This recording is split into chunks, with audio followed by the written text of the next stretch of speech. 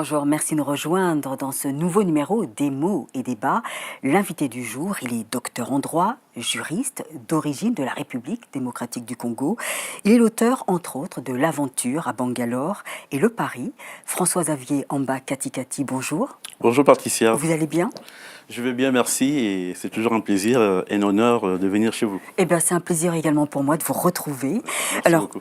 Votre dernier roman, votre nouvelle parution, qui s'intitule Seconde main, chez HK2 Éditions, eh bien, découvrons tout de suite cette nouvelle parution au fil des pages.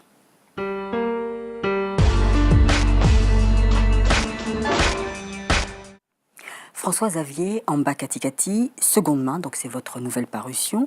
Comment vous est venue cette idée d'écrire sur un objet du désir, du quotidien? Alors, Seconde main, effectivement, c'est une histoire des passions.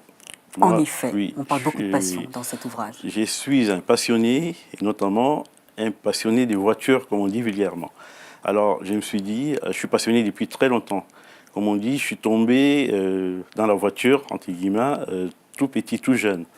Et, de façon anecdotique, à 12 ans, je conduisais un véhicule. Je n'avais pas les droits, forcément je n'allais pas sur la route, oui, mais je savais conduire un véhicule. Et je suis un passionné, c'est pas seulement passionné par les véhicules en soi, mais par les véhicules intrinsèquement, c'est-à-dire la voiture, la mécanique, comment ça fonctionne. Donc je suis juriste oui. De formation, effectivement, mais je suis tellement passionné que je me suis amusé à une époque à prendre des cours de mécanique en cours d'histoire. Donc j'ai un certificat d'aptitude professionnelle de mécanicien de maintenance automobile. Voilà. Je l'ai fait pour le plaisir et Oui. je l'ai obtenu. Voilà. Parce que je suis un passionné d'automobile. Mais vous avez une marque particulière qui je a sais un pas sacré coup de cœur. Est-ce qu'il faut citer une marque dans votre émission?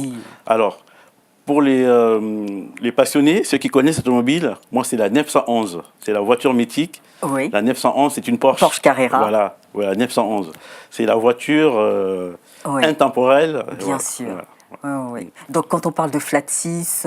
Absolument. Flat 6, bon, Porsche est arrivé maintenant à des Flat 4. Oui. Bon, pour nous, les passionnés du Porsche, effectivement, c'est un crève-cœur. Effectivement, c'est par rapport aux émissions des CO2.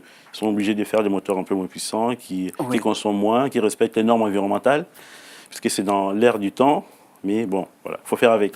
Moi aussi, je suis porschiste. Hélas, je n'ai pas le porte-monnaie qui suit, mais le cœur y est dans cette marque de voiture. Surtout, moi, c'est plutôt la Panamera. Là, celle-ci, elle me fascine. Alors, la Panamera, d'accord, mais pour un vrai porschiste, non, c'est 911. C'est 911. 911. Parce que la Panamera, en fait, c'est plus familial. Porsche a essayé de s'attirer, de faire du business, comme on dit vulgairement, et élargir un peu son champ d'action, son marché. Bien sûr. Voilà. Mais la Panamera GT, elle est excellente quand même. Oui, j'avoue. Mais c'est une Porsche. Mais c'est une Porsche, voilà, familiale berline, quoi. Oui. Voilà. Eh bien, on va rentrer dans le vif du sujet, dans votre roman. Les premières lignes de celui-ci, c'est « Je suis petit Jean, amateur de rêves ». C'est magnifique parce qu'on a l'impression que c'est quelqu'un qui arrive avec une petite baguette magique et qui va réaliser les rêves de certaines personnes. Alors, ça fait la 3e fois qu'on se voit pour mes romans, Patricia. Vous voyez, il y a une sorte de chronologie. L'aventure à Bangalore était personnelle, c'était un ouvrage personnel, plus intimiste. Alors, dans le Paris, déjà, les personnages principaux étaient Petit Jean.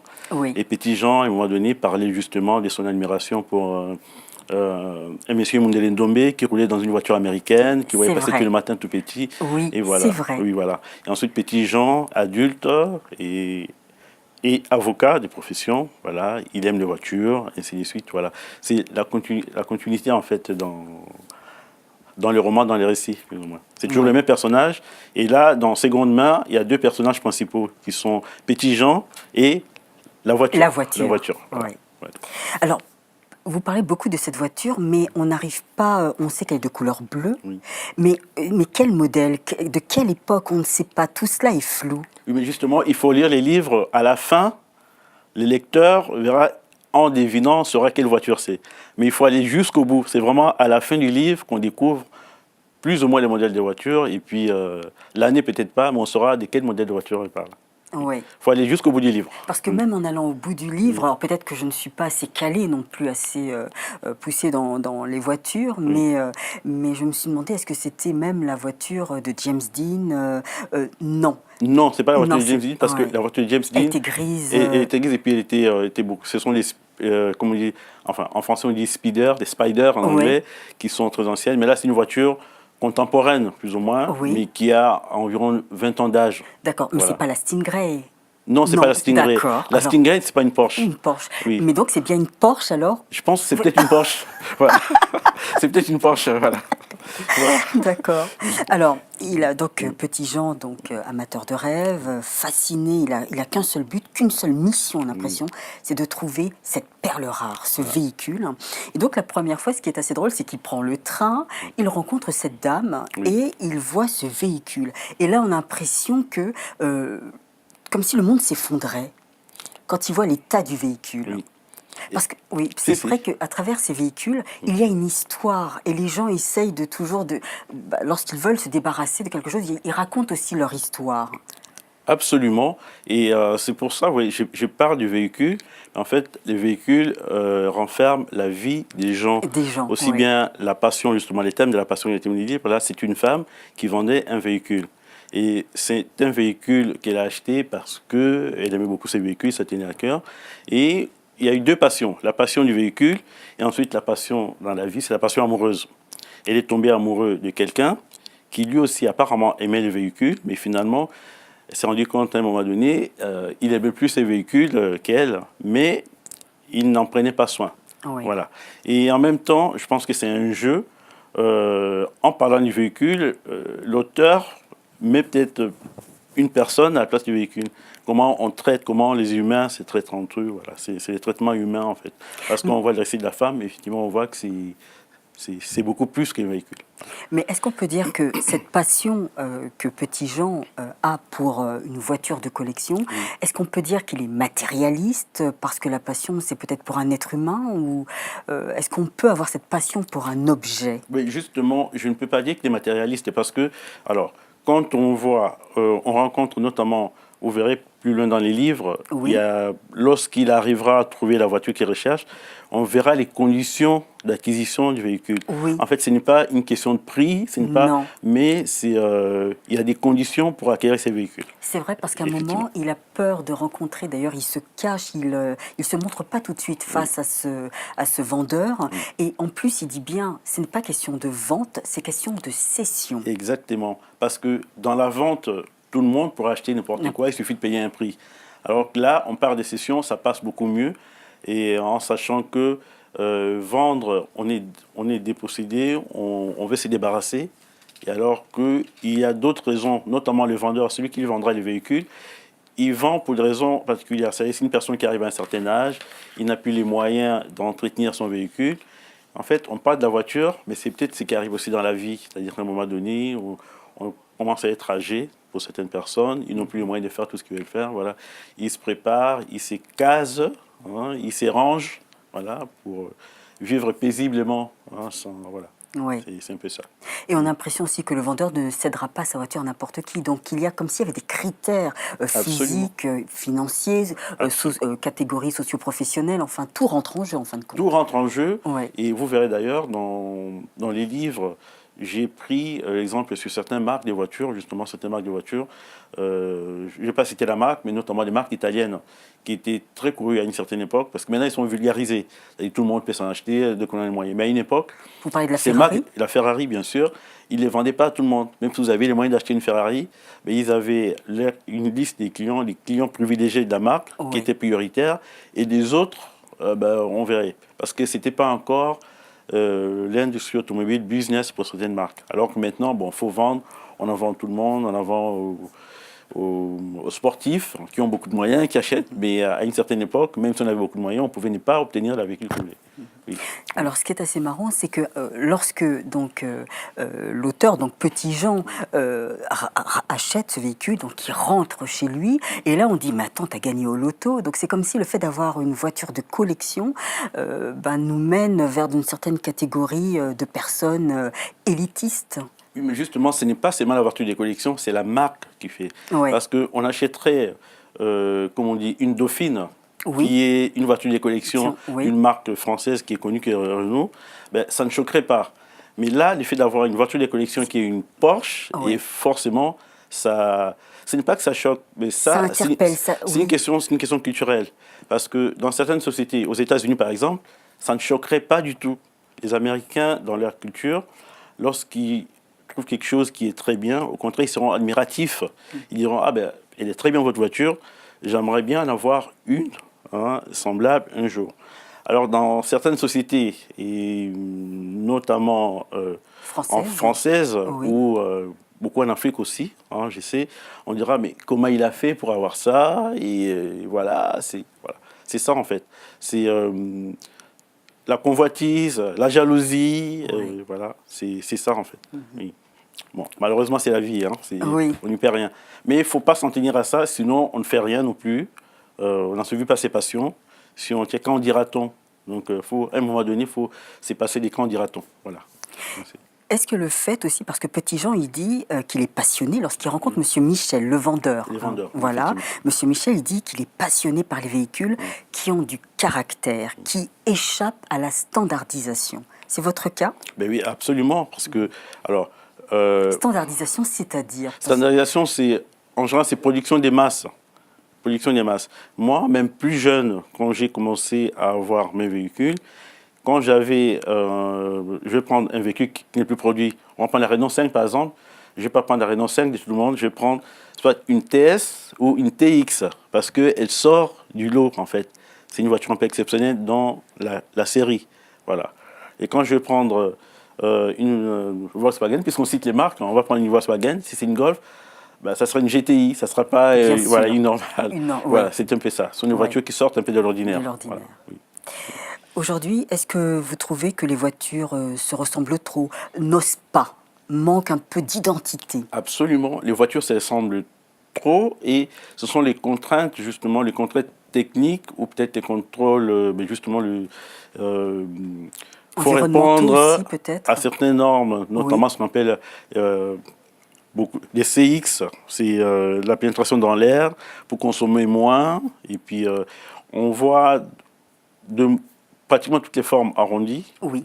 Et maintenant, il y a de moins en moins de formes carrées, par exemple. Oui. Oui, parce que tout ça, c'est, il y a la consommation, il y a des contraintes administratives qui font que les constructeurs...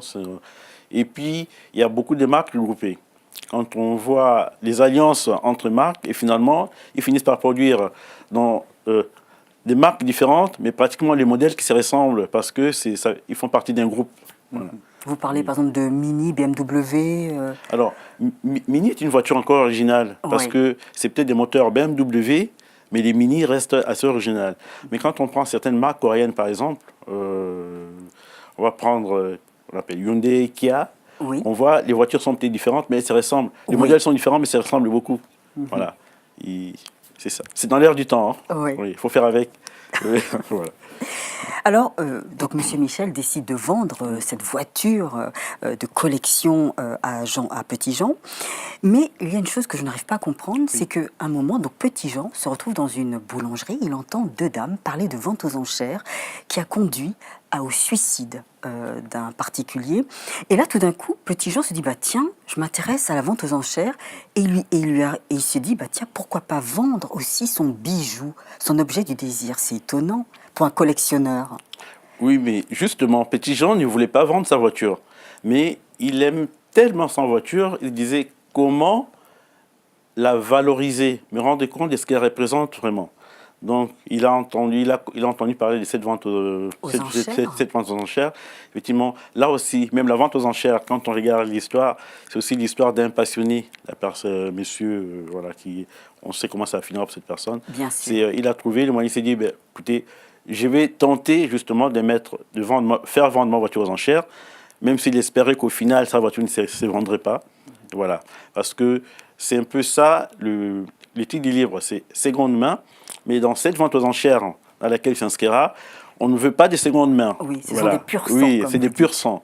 Avec des voitures qui sont vraiment d'origine, même s'ils ont été remis en état, mais vraiment moteur d'origine, rien, pas d'artifice. Voilà. Et Petit Jean, il sait que sa voiture est peut-être d'origine, mais ne répond pas aux critères pur sang parce que c'est une seconde main, justement. C'est ça le livre. Ouais. Mais bon, vous verrez en suivant l'histoire que finalement, il y a des gens qui voudront absolument Oui, l'acquérir, même la- si ce n'est pas un pur sang. ouais. Bon, il faut lire en fait la fin du livre. Oui. Enfin, le livre et puis la fin, on comprendra pourquoi. Oui, oui, en effet, Oui, oui, avec oui. l'histoire de Monsieur Saleh. Exactement, M. Saleh, Oui, entre autres. entre Voilà. autres. Il y avait aussi cette histoire de, comment dire ça, je me suis dit, alors vous êtes docteur en droit, vous êtes juriste, et je me suis dit, est-ce qu'il fait un petit clin d'œil, est-ce qu'il a envie de dénoncer un peu le manque d'humanisme, l'immoralité de certains huissiers de justice qui viennent comme ça récupérer certains biens pour payer les créanciers. Alors, c'est beaucoup de choses à la fois, parce que l'huissier de justice, ben, il fait un travail. Il faut des huissiers, comme il faut des juges, comme il faut des policiers, on le voit avec les gilets jaunes. Vous voyez, ça dépend de De quel côté nous nous trouvons. quel côté nous nous trouvons, effectivement. Alors, en sachant que ce sont des humains, ce sont des gens qui ont des familles. Alors, l'huissier, effectivement, dans ce cas, c'est la personne qui va saisir.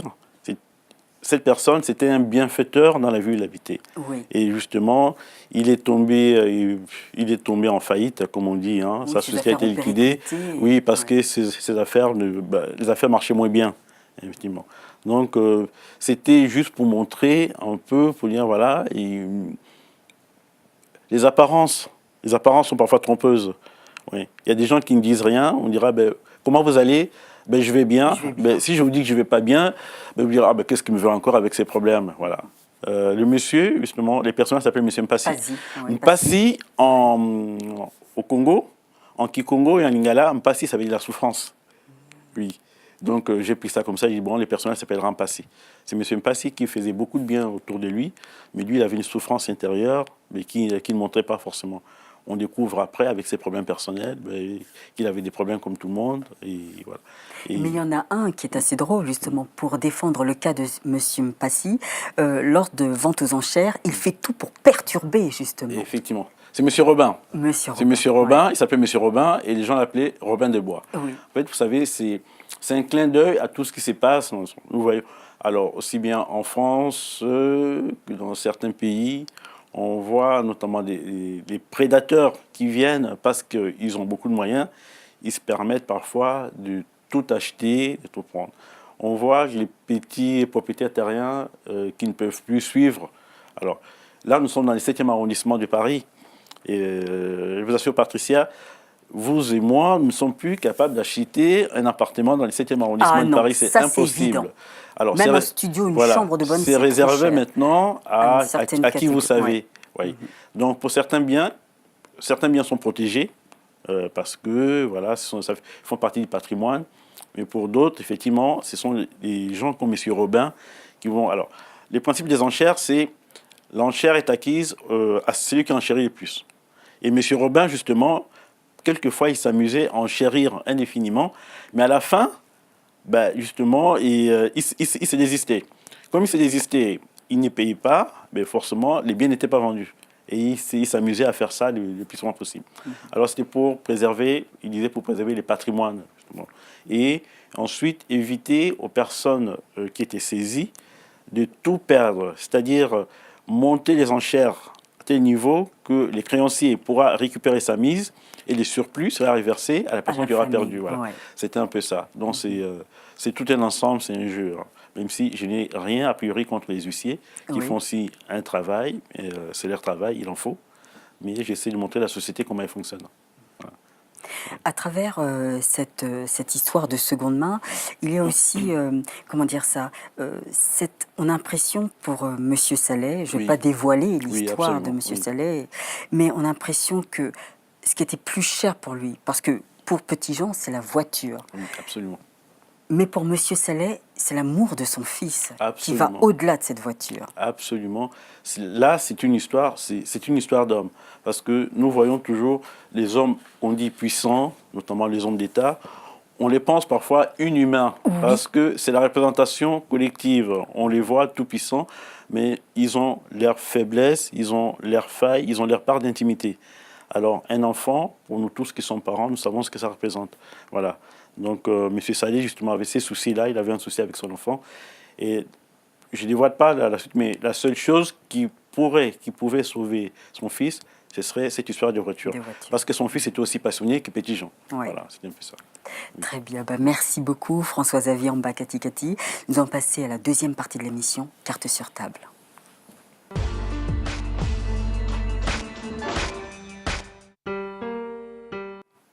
François-Xavier, alors pour Carte sur table, il y a une photo qui va apparaître de vous. Alors, je l'ai dit au début de l'émission, vous êtes docteur en droit, juriste, et j'ai vu que vous étiez membre de l'Académie africaine de théorie du droit. Qu'est-ce donc? Alors, ça c'est une très bonne question justement. Ça permettra justement de faire connaître l'Académie africaine des théories du droit. L'Académie africaine des théories du droit est une association scientifique qui a été créé par des juristes africains en 1999. Et là, justement, cette année, nous fêtons les 20 ans de l'Académie africaine des théories du droit. Donc, l'Académie africaine du droit permet de stimuler des réflexions sur le droit africain, sur la paix, et sur les développements. Ouais. Alors, c'est aussi un lieu d'émergence de nouvelles rationalités juridiques notamment. Donc ça permet des réflexions. Les réflexions de l'Académie, alors l'Académie fonctionne aussi comme un centre de recherche. Donc il y a des chercheurs, ça peut être une entreprise individuelle ou une entreprise collective. Et les connaissances sont mises en commun pour faire avancer les droits en Afrique. Et comme je l'ai dit, moi personnellement, je travaille beaucoup sur les droits de la famille, notamment. Et là, j'essaie de voir l'évolution, par exemple, dans les pratiques matrimoniales. Voilà. Les pratiques matrimoniales qui évoluent en fonction de l'époque et de l'environnement. Et notamment la place prise par les femmes. Parce qu'on a toujours pensé que dans la formation du couple, par exemple, c'est en général l'homme qui est demandeur, comme on dit, je vais demander la main à une femme. Oui. Mais actuellement, la tendance s'inverse, notamment en Afrique. Je ne vais pas dévoiler encore mes recherches parce qu'elles ne sont pas encore abouties, mais elles s'inversent avec les femmes ont un rôle de plus en plus prépondérant, justement. Ça vous inquiète? Non, pas du tout. Bien au contraire, oui. Bien au contraire. Parce que quand vous avez vu dans Seconde Main, justement, quand je parle d'histoire de la femme qui vend son véhicule, ce sont des choses qui me touchent parce que les femmes sont souvent victimes je vais dire, je sais pas comment dire, moi je suis un homme, hein, sont souvent victimes de maltraitance, de violences et tout ça, parce que c'est pas qu'elles sont naïves, mais quand elles aiment, par exemple, elles se donnent complètement à fond, et puis parfois elles oublient de voir la réalité. Donc, et ça crée des souffrances, justement. Donc c'est toujours bien que les choses s'inversent un tout petit peu, et les femmes sont plus regardantes, justement, dans les relations matrimoniales, comme on dit. Voilà. Et donc l'Académie africaine des théories du droit permet ça. Et là, justement, l'Académie africaine, pour célébrer le 20e anniversaire, nous prévoyons d'organiser un colloque au mois de juin, au Cap-Vert. Ce sera un colloque sur le droit et développement, sur l'émergence du droit. Donc nous ne savons pas encore. Pour des questions logistiques, si ça ne se fait pas, ça sera peut-être reporté, mais ça va célébrer le 20e anniversaire de l'Académie africaine des théories du droit. Voilà. Autre association dans laquelle vous êtes président, il me semble, c'est MICA pour la vie. Ah, MICA pour la vie, ben ça c'est quelque chose qui me tient à cœur depuis longtemps. Justement, j'ai commencé à écrire, en fait tout est parti un peu de là. C'était mon histoire personnelle, quand je suis parti en Inde, à l'aventure Bangalore. Et MICA pour la vie, c'est une association qui promeut l'information sur les cancers du sein, notamment pour les femmes. Alors, lors de mes récents voyages en Afrique, j'ai vu qu'en plus du cancer sur le sein, il y a tellement de choses à faire en Afrique. Et là, nous sommes décidés justement, en passant par l'association, par le biais de l'association, à faire une sorte d'opération de vulgarisation de la lecture. Ouais. Et ça sera notre deuxième mission, notre objectif dans les années à venir. Donc, en plus du cancer du sein, on va essayer de vulgariser la lecture parce que l'humain doit être au centre, notamment du développement. Parce que quand on voit les Congos qui qui change, le monde qui change, il faut absolument permettre aux enfants, dès le plus jeune âge justement, de comprendre les changements, de saisir leur environnement. Et ça passe notamment par la lecture, par l'apprentissage, entre autres. Voilà. Mais en parlant de changement, vous êtes d'origine de la République démocratique du Congo. Vous avez vu s'opérer un changement justement depuis l'élection de Félix Tshisekedi? Alors, effectivement, il y a l'élection du président Tshisekedi. Il y a un changement dans la perception, dans le vœu qu'il émet. Parce que pour le moment, bon, ça reste encore de vœu, oui, dans la mesure où c'est récent. C'est récent, oui. Et rien n'est encore opérationnel. Parce que pour que les choses deviennent opérationnelles, il faut que tous les exécutifs se mettent en place. Et pour l'instant, il n'y a pas encore de gouvernement. Ben, je pense que ça ne saurait tarder. Ça ne saurait tarder. Et en ce moment-là, le projet du nouveau président sera peut-être mis en place. Et là, on verra effectivement les changements. C'est en ce moment qu'on pourra éventuellement comparer par rapport à ce qu'il y avait avant et après, qu'est-ce qui se fait exactement. Mais la population, effectivement, est en attente de ces changements, ne serait-ce que dans la gouvernance. Voilà. Très bien. Merci beaucoup, François-Xavier. Cathy, nous allons passer à la dernière partie de l'émission, le coup de cœur.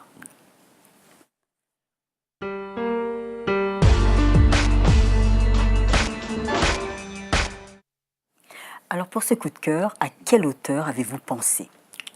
En fait, j'y ai pensé, c'est venu tout seul parce que lors de mon dernier voyage en Afrique, j'avais un excédent des bagages et je transportais essentiellement des livres. Oui, je transportais essentiellement des livres. Alors les femmes, ce sont les vêtements. Oui, mais là, parce que j'avais beaucoup d'ouvrages que je devais déposer dans les librairies indépendantes qui acceptent de me les prendre. Et vous savez, les papiers pèsent lourd. Alors, oui, pour éviter la surtaxe forfaitaire du transporteur aérien, je devais me délester d'une grande partie de mes bagages.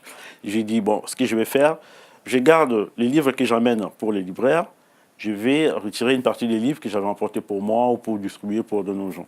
Et je me suis débarrassé de beaucoup de livres que j'ai laissés, que je n'ai pas emportés en Afrique. Mais j'ai gardé Camarala et l'enfant noir, et surtout les contemplations de Victor Hugo. Oui. Parce qu'en fait, c'est un recueil de poèmes, oui, mais j'avais un vieux chez moi que j'avais promis à un ami. Je lui dis, les jours où j'arriverai en Afrique, je vous ramènerai ça. Alors, j'ai dit, bon, je garde ça. Et quand je suis arrivé, effectivement, je suis arrivé jeudi soir, puis j'étais tellement fatigué, j'ai dit, bon, je vais lire avant de dormir. Je me suis replongé là-dedans. Ça m'a rappelé, vous savez, ce sont des livres que nous avons connus quand nous étions très jeunes. On est passé par les contemplations, notamment, lycée, et les poèmes d'Aimé de l'Aube. Voilà, ça, je peux les lire et les relire. Ouais, ça, c'est triste, mais en même temps, moi, ça me porte, ces poèmes-là. Justement, expliquez-nous, puisque vous dites c'est triste, qu'est-ce qu'il y a dedans qui vous interpelle? Moi, alors, ce qui m'interpelle, en fait, c'est la séparation, c'est la passion. Parce que là, je parle, Seconde main est un livre sur la passion. Oui. Mais vous aviez parlé de la passion des objets. Oui. Est-ce que c'est du matériel? Effectivement, ça peut être perçu comme matériel. Mais il y a aussi la passion des êtres. On a la passion des êtres. Moi, si j'ai créé avec ma famille Mika pour la vie, c'est parce que j'avais une passion pour ma sœur qui est partie. Et ensuite, quand je parle à Victor Hugo, qui pense à Léopoldine et sa fille partie. Oui, moi, j'avais aussi une passion pour mon père qui est parti. Ouais. Voyez, en relisant tout ça, on voit la passion des êtres qui sont partis, qui ne sont plus là.